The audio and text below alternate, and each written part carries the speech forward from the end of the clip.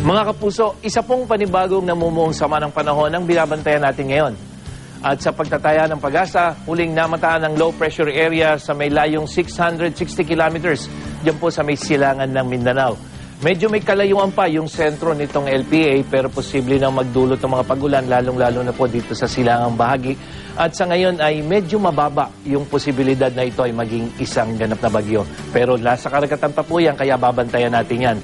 Nakapaloob ang LPA na ito sa Intertropical Convergence Zone o ITZZ na nakakaapekto naman po sa buong Visayas at dyan sa Mindanao. Kaya asahan po ang katamtaman hanggang sa malakas na pagulan sa malaking bahagi ng Visayas at Mindanao, lalong-lalo na dito sa silangang bahagi at saka dito sa may northeastern Mindanao. Particular na mga po dyan sa Caraga region. At sa mga kapuso po natin dyan, maging handa po at alerto sa posibleng flash flood at landslide sa mga lugar natin binanggit.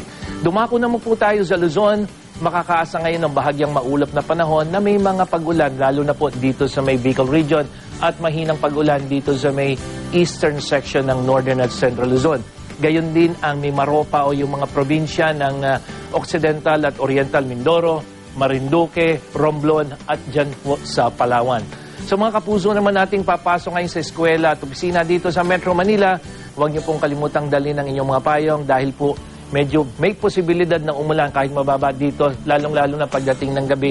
At dito naman po kasi sa tanghali ay medyo mainit yung inaasahan nating temperatura. At para sa iba pang impormasyon tungkol sa lagay ng panahon, bisitahin lang ang website at Facebook page ng GMA Weather. Ako po si Nathaniel Cruz para sa I Am Ready, serbisyong totoo ng GMA News.